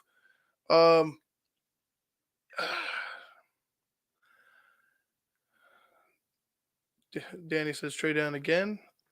What do you got available? Let's see. Well, that's no. They want to go in the second round. But so would you agree with me that you're talking about Verse, Murphy, and Fatanu probably as your top three? Yeah. Right here? Yeah. Yeah. I would still say they would go with the end, just for the simple fact that you don't have one right now, and Yeah, there's a big hole there. and versus a guy that I feel like you could plug in and he could start. And all right, I don't know if he's going to make a huge impact, but he could definitely be a starter for you. So what about this, Ivan? What if you and I had talked about doing? Well, you said you can do some crazy. What if we take some future assets along with 75 and try to move back up into round one? Okay, let's see. With a team after you can make your pick here, but what if you tried to get up into like if you scroll down a little bit in the draft, who's a team that you could see bouncing out of the first round? Man. San Francisco, maybe? I'd probably want to go higher than that. LA always is making trades. With the Rams? Yeah, that's what I was saying. The Rams at 19. So obviously it would be 75 and that's what about the way down. Cardinals? At 27. They have so many picks. Yeah, they'd have a top 10 pick. They'd trade this to accumulate picks next season because they're not a great team as is. Right. Just trying to talk, see what we have. Well, I guess the way that you could look at it. Buffalo? Well, Buffalo could want to come up for a wide receiver. Like you're talking about for us to trade back up with. Yeah. Yeah, I think that they would be more interested in coming up for a wide receiver. So like this would be the range for them if they wanted to move up for a Brian Thomas Jr. or whatever like that. Well, another way to look at it is you could drop down again to get more assets to potentially use in a trade up with a later pick. You know what I mean? Yeah. But it's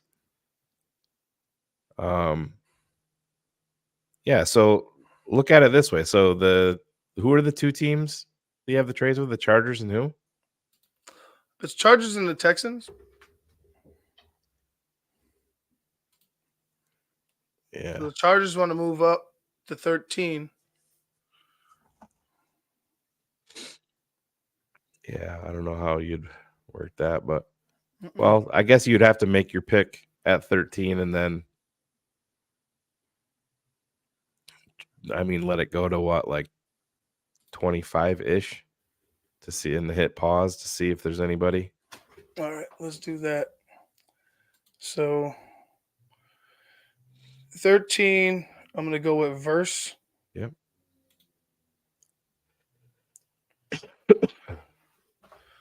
Tanu, Arnold, Fuaga, Murphy. Well, let me see who they pick. They pick Guyton. He's been to Chicago on a 30 visit. Tyler Guyton has been. Yeah.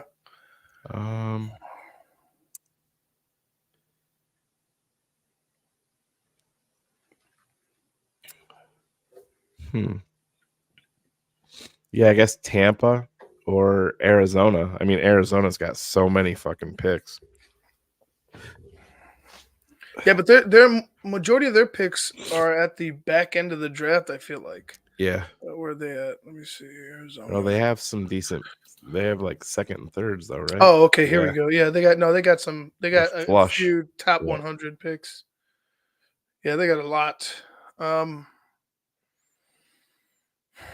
But so, like, if you offered them,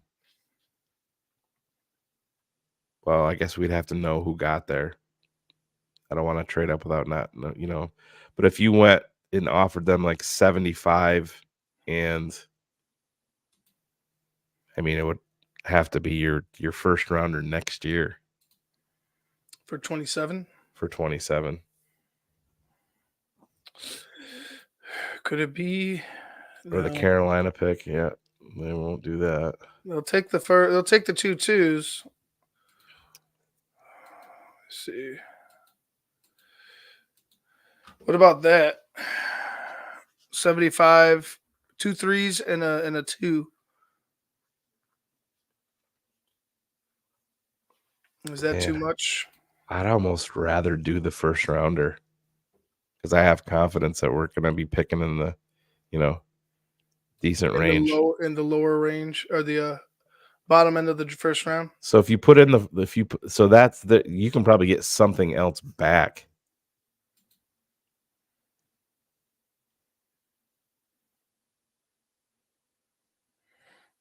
So 27.66 for 75, and that's I think you could get. 104. Drops it to 37. Let's see. Try it. Well, did it not go? Or did I hit resume draft? Yeah, I think you hit resume. Okay, so where were we at? 27.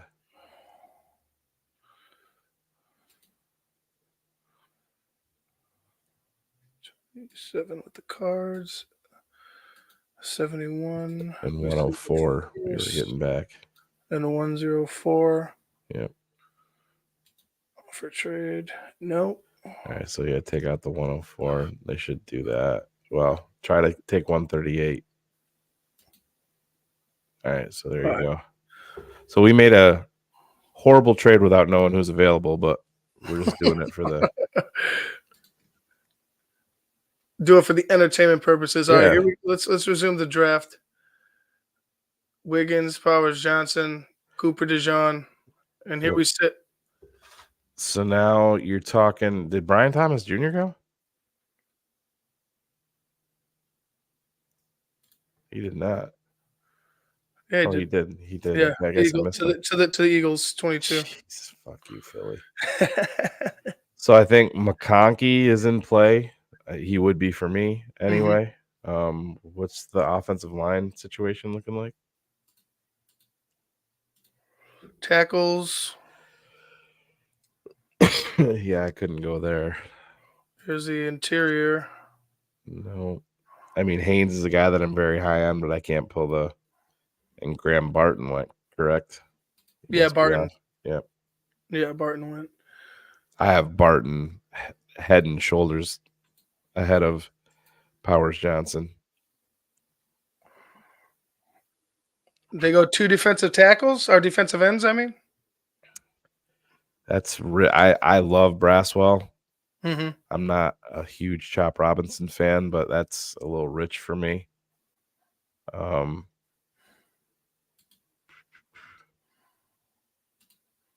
I know there people love Johnny Newton. I'm just not. I'm not there. I did the CHGO show with Corey Wooten, and he's banging the table for him at 9. I'm not there. I don't know how you are with him. I'm higher on him than you might be. I don't see him as a top 10 pick. Yep. But a first round pick down here, yep. 20 on, yeah, I could see him as a first round pick. Yep. In this situation, Well, offense, defense. You got a guy like Kool-Aid McKinstry here, that I think. I mean, I would Yeah, imagine that the Bears would want to go offense again. And kind of at least for the first three picks, have a pattern: offense, defense, offense. yeah. I would go even over AD Mitchell. I would take Lad McConkey. Yeah. That's where I am with that. But No, I'm fine with it as well. Yeah, I just whoever it's going to be, I feel like they're going after another offensive weapon. If yeah, they were to have trade down and get a pick down here or even in the top half of the second round, so McConkey is a guy that I'm all in for. Like I would have no problem with the Bears going and taking. he's just yeah. I just McConkey is that dude to me.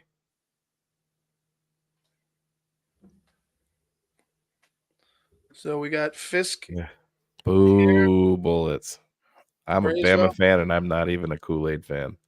Take Kool-Aid. um, So we if Shayne doesn't like him and they play for Alabama. I'm very hard on most Alabama players, believe it or not. Yeah. So we got Fisk, Bracewell, Zach Frazier's there, Roman Wilson. Let's check out offensive interior Yeah, so to me, tackles.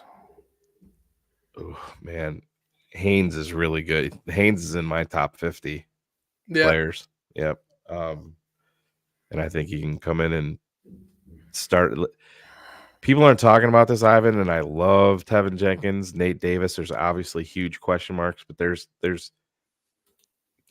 are you extending Tevin Jenkins and feeling confident about it?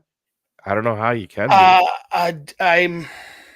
I want to like that's like because of how talented the dude is, but we've talked about Tevin Jenkins so much here on Yeah. this network, and the good, the bad, the ugly, all around about Tevin Jenkins, and I just again because we want to keep it real with you guys, and we don't want to just I like the guy, so I'm gonna lie to get to Kevin Jenkins cannot be re-signed unless he proves he can go through He's an got to go out entire there and have the season. best year of his career But not only and stay that, Shane, healthy. he has to be throughout the entire year. Have to go out and do that, and I just don't think he's going to be able to stay healthy. Like there's No, times I where know. he goes down. Like I'm thinking he's paralyzed with the way I sometimes he know. goes down, dude. And Yeah. I don't mean to say it, and I don't wish that on him whatsoever by any means. But it's scary seeing him go down in some of these It is. situations, bro. Yeah. So, I mean, obviously, they're not going to go wide receiver again.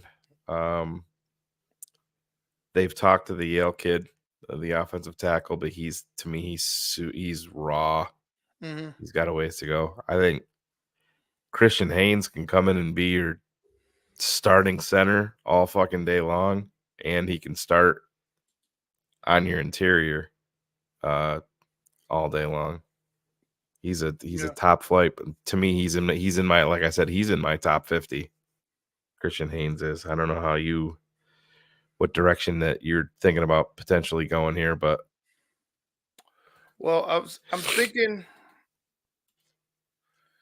since we went up and had McConkey, we got the verse. Like I said, I wanted to keep the theme with offense, defense. yep, I like Fisk a lot. yep.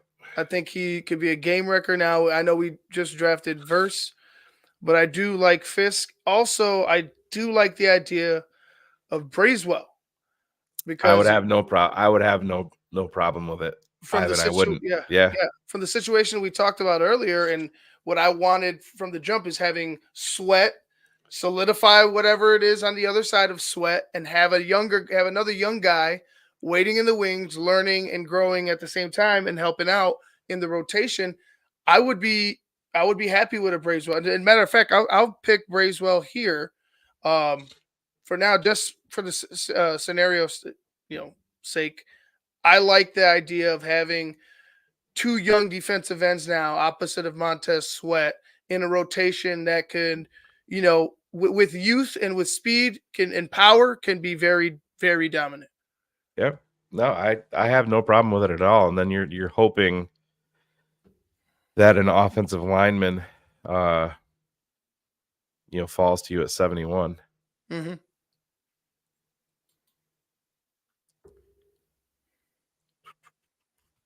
So Frazier went to the Packers. I think the Packers took Powers Johnson and Frazier. So Well, we're gonna need those defensive linemen to get the quarterback. yep, Trice just went. Wow. Yeah. So we got. Let's see. Let's check out the ends again. I don't think they're gonna go end again. Yeah, not. You got Verse and Braswell. Oh, that's right. What am I talking about? So would you go another playmaker here? I like Tez Walker, but man, his hands scare me. There's a lot there to like. I just don't think I could I don't think I could take him here myself. Mm-hmm. What do you got on the interior of the offensive line? Mahogany, Van Pran, McCormick, Limmer, Keegan, BB. Yeah. Honestly, I'd probably go Van Pran. Yeah. Let's see if we can move down a bit. Yeah. You think he'll be there at 89? It'd be close. Yeah, I think there's a chance. All right, let's gamble. Go 89, 71, and 92. Yeah, it's a big jump for them though. I mean, they might do it. Yeah, let's see. All right, there we go. So they gave us 89 and 92 for 71. We want Van Pran, so I'm running the risk of trading down because of where Van Pran sits. And I know PFF, their rankings are not our rankings. Right. But, for the sake of this draft, we're going to try that. Miami forfeited a pick. Did you just see that? Yeah, they did. That's in real life. Yeah. Oh, it's in real life. Okay. Yeah.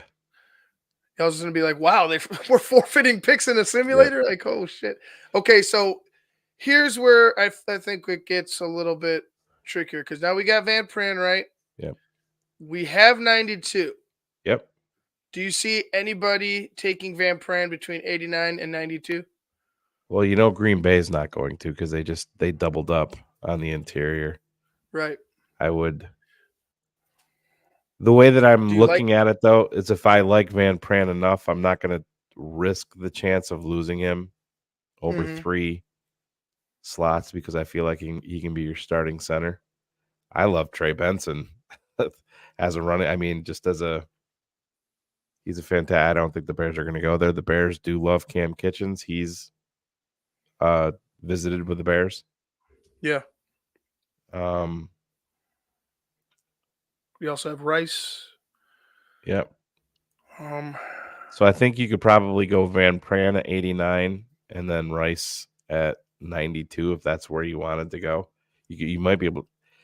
Yeah. Well. Okay. It's Van Pran. All right. So. Yep. We got our pick. So we'll add Brendan Rice. Another playmaker familiar with our guy, Caleb Williams. Yep. Speed it up a little bit. Did Kitchens go? Yeah.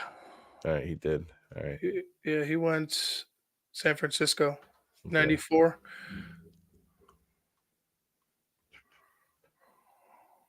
Esame, Solomon. Check out the offensive line. Zinter, you got BB. I could actually see the Bears in these next 2 picks if they had them. Yeah. 2 offensive linemen. Yeah. I wouldn't be against that at all? Well, we went Van Pran.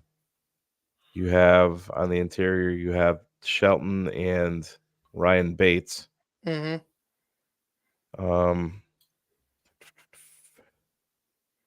Who's available at wide receiver? Just to take a peek at it. Yeah, so he's Smith, down pretty good Washington. there. Yeah. Let's see. You take another tackle or take a tackle? Yeah, not there. I couldn't. Can you go to safety real quick? Just see Yeah. who's available. Safety. Mm-hmm. Oh, you got everything but safety selected.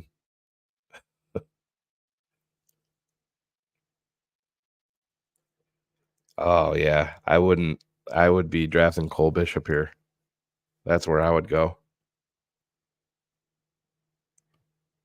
But yeah, he would be my guy there. And then that leaves you with pick 138.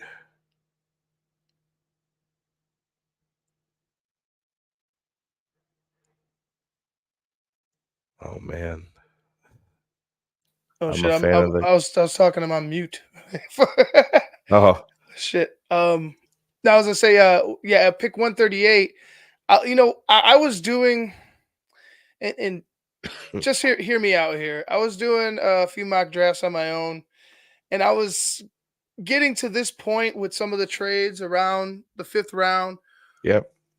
What do you say? And it doesn't have to be a Jordan Davis. What do you say about drafting a quarterback? The only reason I wouldn't do it this year is because you already have a rookie and you have a second year guy. You know Mm-hmm. what I mean? So Mm-hmm. that would be the only reason. Because I mean, are you going to go into the season with two quarterbacks being Caleb Williams and Tyson Bagent? Are they going to do that? I mean, are they going to bring in a vet like Tannehill Mm-hmm. that's been around the block? And then you would have to roster 3 quarterbacks. I don't see them doing it this year myself, but Could you see them it's doing what they did with Bajent and finding a guy undrafted, bringing yeah. him I in? mean, yeah. I think it's something that you can wait on and see who falls. I mean, Travis, he's got some talent. Obviously, the knee injury was a bad one, but I don't know where it makes a ton of sense for the Bears. Because I mean, where are you really gonna? Mm-hmm.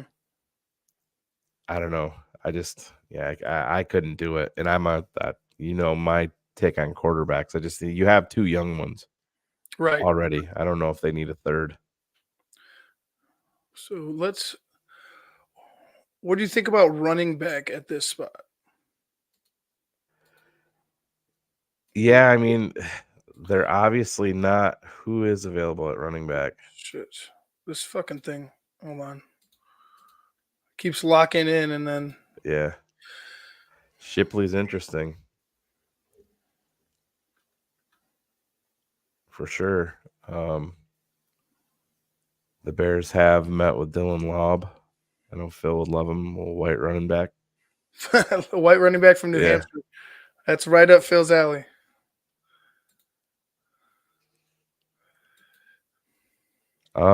Honestly, the best guy probably available is the tight end from K-State.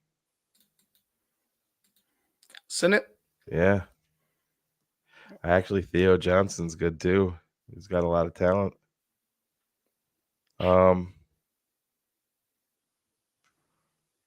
I like Sinnott though. Let's see. 6'4", 245. I like the size.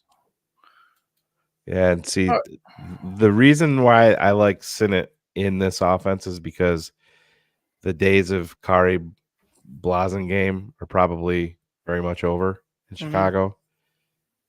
Sinnott is a guy that you can line up everywhere like that. He's going to be not going to be the tight end so much as he's going to be the H-back. And I'm sure they must talk about that in there in the the analysis, if you click on him, that you can put him all over the place. So he Yeah. would definitely be a guy that would classify as a weapon. Yeah, luring size, jack of all trades, definitely. So, I mean, I would have no problem that you're giving Caleb Williams another weapon there. All right. Well, let's go with the higher pick right now, and we Yep. can wrap things up. We'll go at Ben Sinnott to wrap up our third and final draft of the night. Let's see what PFF gives us as a grade. Hit turbo there. Well, it doesn't want to go to turbo. Hold on one second. I don't want to sit here watching this whole thing. I guess we're gonna have Oh, to. we're gonna. That sucks. But yeah, but I hope you guys enjoyed the show tonight as we get to our final grades for the third draft that we had. Shayne, thanks for joining me. Yeah, no problem, man. I enjoyed it, even though my sniffling and sneezing and my toxic kids that are getting me sick all the time. You know how that goes. You need some more airborne. Maybe we get an airborne sponsor. I'm high on airborne currently. I've got my fill of it, bro. Shane's been taking the little capsules and breaking them up and doing lines on the table. Just chewing them. Yeah, I don't put them in water. I just fucking chew them. Brush my teeth with that shit. Oh man. So is this joining late? How's it hanging? It's hanging good. We had a fun draft night. Go back and watch. Want to give you guys something because I know it's dead time in between now and the draft. But here's our final draft and how it went. Caleb Williams at 1. We traded 9 to 13. We selected Jared Verse. We also got back 44 and 112. We ended up trading the 75th pick for the 27th pick, the 71st or the 75th pick and the first rounder next year, excuse me, for the 27th pick, the 71st pick, and 138 from the Arizona Cardinals. We then drafted Ladd McConkey. At 44, we drafted Chris Braswell. At 89, Cedric Van Pran. Remember, we also traded with the Bucks. Traded 71 for 89 and 92. We were able to get Van Pran and Brandon Rice at 89 and 92. Cole Bishop at 112 and Ben Sinnott at 138. You got guys in every single round that are gonna have a role this year. I mean, I guess the one guy that you could say maybe would not in year one is Van Pran, just because if they go the veteran route. Mm-hmm. But beyond that, I mean, Caleb's going to be your starting quarterback. Verse is going to be your other edge. McConkey is 100% going to play. Braswell is going to be in the rotation. Brendan Rice is going to be a part of that. And then after that, who did we have? Bishop and Sinnott. So Bishop is going to be a guy that's going to contribute immediately on special teams, but he's going to be a part of your future. And Sinnott is going to be playing a lot because he's going to be your H-back. And that's what Shane Waldron loves to do. Yeah, it would be, like I said, whatever the Bears' route decision is going to be on the 25th of April, that weekend, the Bears should be leaving happy. Bears fans should be leaving happy. I know we're here with these mock drafts, and it's for your entertainment, and we enjoy them to an extent. They don't mean shit, but in this situation, the unique position that the Bears are in, we're in a spot where we can really pick at will what we want. And you got to credit the Ryan Poles in the front office for putting us in that position. Now, I just want to see this Bears team take the step, especially with all of the weapons and the opportunity that they've been given. Just take the step. Absolutely, man. I mean, it starts pick number 1, and that's going to be your biggest improvement right there. And that's going to make your offensive line better. It's going to make your wide receivers better. I really feel that way. You know, Braxton Jones is going to be a better left tackle because of Caleb Williams getting rid of the ball, and I think that that's what people have to understand it, and you have to kind of just change your lens a little bit and look at it a little bit different. Not saying that Braxton is going to be the answer, but if the Bears decide to go edge or decide to go wide receiver and they don't go offensive tackle, he's going to be a better offensive tackle just because of Caleb Williams getting rid of the ball. Yeah, I totally agree. Guys, we're gonna go ahead and get out of here. We appreciate you. I'm Ivan Vargas. That's Shayne. Well, this way. That's Shayne Marsaw. Shayne, the smartest man. That way, yeah. Enjoy having you guys out here. We appreciate all the love in the chat and the support and the the interactions. That's why I have so much fun on this show and just on this network in general because of the interactions and just the nonstop Bears love and Bears talk that we deliver to you guys every single week. So anyway, for Shayne, you got anything else? Any last words? No, keeping it 100. We do not have a guest. There'll be a surprise host with me. People they'll know who he is. Haven't seen him in a while, so we'll get him out there. Phil is not going to be on the show. He's enjoying some family time down in Florida with his lovely wife, Steph, and the boys. Getting a little bit of trouble down there. As long as they don't come back with a real estate purchase, I think we'll all be ready for the draft. Sounds good to me, man. We're going to go ahead and before we wrap things up, make sure you like, share, and subscribe to the Tape Never Lies Network. Make sure you become a patron today at www.thetapeneverlies.com. And we won't have a guest tomorrow on, was it tomorrow, right? Or Wednesday, excuse me, Wednesday. Yep. For keeping it 100. But I'm going to end the show with one of our favorite guests, a guy that I love here in Chicago. And we just got to meet him here as a network, but we've already have grown fond of him. That's Jonathan Hood. I want to say something before we get underway about the Tape Never Lies. Okay, so I know that there's there's a billion podcasts and a lot of people talking about NFL and talking about the Bears. But let me just say that you really, if you are a viewer of Tape Never Lies, don't go anywhere else. Come right here. And the reason why is because Dr. Phil and the smartest man to ever live is going to tell you like it is. And so sometimes you'll go over here and I'll go over here and you'll hear this rhetoric over here, over there. Whittle it down. What I would say is ESPN Chicago, because I'll put myself over and I'll put ESPN 1000 over. But I think that we have to start whittling it down, man, because when you get these 10 or 15 sources, it muddles your mind on exactly what's truth and what's not. The Tape Never Lies Network is about the truth.